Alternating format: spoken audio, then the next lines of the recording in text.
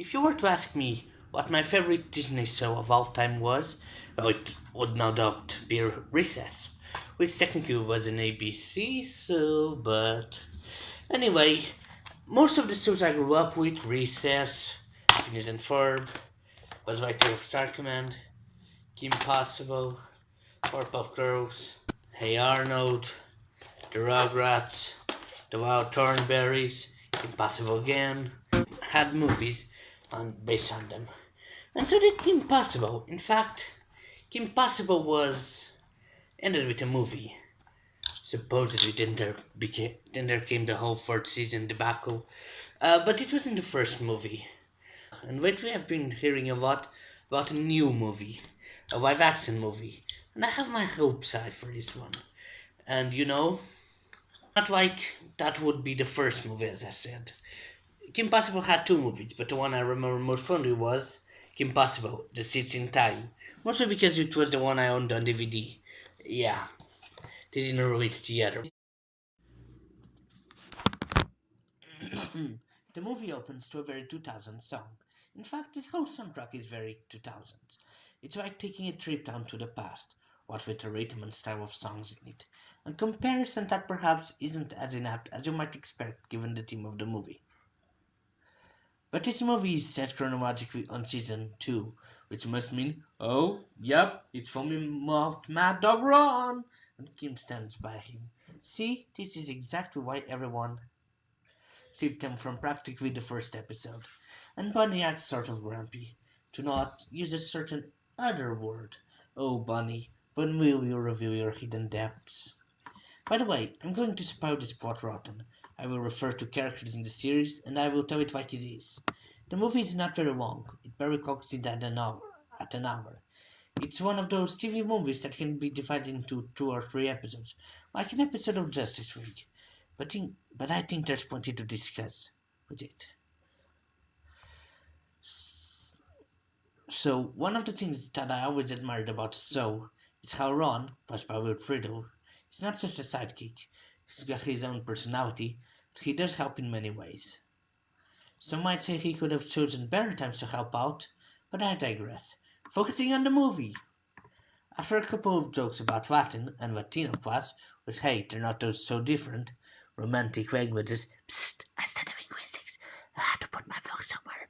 One of the strongest jokes in the movie comes. I still laugh every time it shows up. I dare not spoil it. But what one needs to know is that Ron's family is moving away to Norway. We're also introduced to Rufus, his naked mole rat. After some rather funny and strong dialogue, the emotive music starts coming full stop, trying to get you to tear up or feel emotion. Okay, I should probably say, as with most TV movies, this doesn't bother with explanations and hopes you're familiar with the source material. Now, to be fair, you quickly get an idea of who the characters are and their quirks and relationships. The twins are geniuses but still annoying younger siblings. Ron and Kim are surrounding the do they don't they best friends. Wade is the technical consultant, the host lock.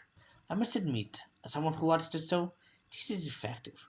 When Ron is given his own communicator, the better swasmo about that seemed to be futuristic at the time, but which we all have in the palm of our hands, I shed a tear. I wept at the time, and it still ties up my throat. If I'm being objective, it's a stronger moment because, again, I've been involved in the fandom and know the characters. Someone whose first introduction to Kim Possible is this might not feel as strongly as I do. But there's no time for tears as the first action scene sets up. You see, Kim can do anything, which apparently involves fighting crime, trying to save the world, and she isn't even paid. She just makes it just in time to stop three of her recurring villains. But without the help of her partner, she loses. There are some funny zones here, based on character gimmicks. There's of course dissing out on Draken, the guy in blue, and this scene serves to introduce two concepts. One, with her on, Kim is not as effective. Two, Kim needs a new partner. And three, because there's one I forgot, with Ron moving to Norway, of all places, they just can't up into action like that. At least, together. So Ron finally arrives and it's too late. After a quick to get Norwegian meat case, I've heard of Swedish meatballs, but do Norwegian meatcakes really taste that bad? We switch to our villains. They are Duffkillingen, Monkeyfish, and Raken, and they make it real perfect and entertaining with adults. Despite the fact that they're all pretty Machiavellic, they end up fighting and twisting like children. Sio, the henchwoman, has to be the straight woman. She truly feels like she's the one sent man or woman in the world. So, with Ron unavailable, Kim turns to Monique. Now, I really enjoy how Kim Possible shows all walks of girl characters, from jerks, looking at you, Bonnie, to fast and obsessed but friendly, to action oriented. And it doesn't judge them based on their tastes, but rather their actions. Monique is the shopaholic friend of Kim, but that's not seen as a bad thing. She's so not responsible and helpful. She knows herself. Heck, even Kim enjoys shopping sometimes. Anyway, Kim invites her to help her out, though at first hesitant, Monique agrees. Unfortunately, Monique turns out to underestimate the danger of the situation. They lose again. There's a small line I'd like to point out here. There's how they tear.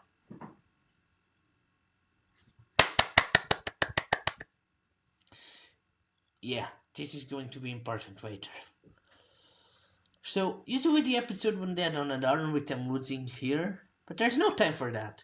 For this is a movie, and after hearing the term temposimia, literally time monkey, Kim uses her Latin vocab, not Spanish, and learns what it means. A little bit on the nose, don't you think? Just then strange things start happening. Her raped Rufus clan, our descendant, shows up. Who talks? Ron noticed some changes in the time stream. And so we enter the most controversial of elements in this movie, time travel. Now, the story with time travel done perfectly is the story with no time travel. But I'll get why it doesn't make sense later. For now, just realize that, since they can't destroy her when she's in the present, the, the villains plan to destroy her spirit when she was just a child. This scene always makes me squeak in adoration. There's plenty of things to comment on to a fan. But I'll just briefly describe what happened. They turn into kids, weren't they already in pretty much everything but body kids, the villains? And pick on Kim. Kim, who at this point is not a brave, independent, strong woman, but who is shy. There's some continuity call forwards that make you smile if you enjoy the series or have been paying attention to the movie. But surprisingly, it's Ron who stands up for Kim, even so starting their friendship despite the tries of the villains. Now, earlier the stakes had been raised significantly, for the Supreme One rules the world in the future. Spoiler warned, it's the one real threat in the movie, and that might work in the English version, but Portuguese is a romantic language.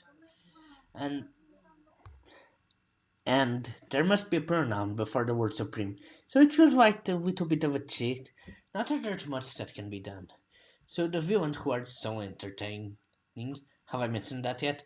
I think I have. Decide to try and stop her on her first job. Trout, that way her reputation will be ruined! Anyway, that fails. I was actually more interested in Body, who still acts like a jerk, giving her an impossible routine and Kim succeeding. She can do anything indeed. So True Error, instead of calling Tim Impossible, the dudes in distress end up calling Kim Possible. Apparently the rarest of cuddle bunnies, the flamingo, deserves a safe of its own. Through, through this, every major villain escapes, but oh no, she manages to flee, and yeah, she's the only one who could have done it. I enjoy how Kim admits she always thought taking over the world is more of a guy thing. It's censorable, and she gets a few looks for it, but she's honest. And most, if not all, the folks who want to take over the world in the series are men. So Kim travels to the future, and it's dystopian. It's very organized, everyone wears the same clothes, but the order is done through imposition of dictatorship. No free will allowed. So Ron and Kim are immediately captured, but that comes through to their advantage. Apparently, a resistance has formed. Her younger brothers and now her older brothers. Her father is happy she's in the dying street and not with some boy. Ron might as well not exist, and it's time to kick some major arse. So we get the final action scene of the movie, and it's quite intense. Everyone participates. Wayne, who has grown a hot pot, the twins, the naked Morats, who descend from Rufus, who spreads the wisdom of cheese. Everyone. You know that scene in The Incredibles where Syndrome calls Mr. Incredible a sly dog? for getting him to monologue. The same thing happens here, but it's the sidekick and former boss, Dr. Draken, who gets her to do so. Draken who through genetic alteration grew a bot too. I mean, Turan, is everyone in the future ripped? Anyway, the day is saved by Monique. Just after Sigurd reveals that, together they are unstoppable, that is sent around to Norway. But remember this line? This is the payoff for it. They managed to break the time monkey and eventually erase our events of this movie from history, with some minor ripples. Now, don't get me wrong, I enjoyed this movie. I watched it over and over, but its time travel logic makes no sense. So Sigurd sends Ron to Norway by giving his mom a job. That would imply she has already won in the future. So the events of the movie have happened, but it's not until they complete the time monkey that everything else happens. Furthermore, to limited sense, the memories do not. So are they switched from the timeline? Siggy convinces herself to steal the time monkey and turn herself into the Supreme One. So did that always happen? Did it like how at one time there's two Marty McFlys and five Bavarians surviving at one point? And what about Rufus? How can he have descendants if he's in the pocket of Ron? It's kind of confusing in its logic, and yet I still enjoy it. Time travel movies fail often in the same way. And much like Sonic 06, this movie erases itself from canon. Time travel introduces such a power creeping need, it has to stop existing. But it served its purpose. It showed us moments only referenced in the show.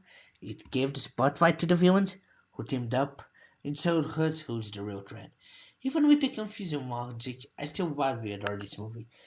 It might be stronger if you're familiar with the source, but even so, it's worth a watch if you haven't. Thank you for watching, and I will catch you later.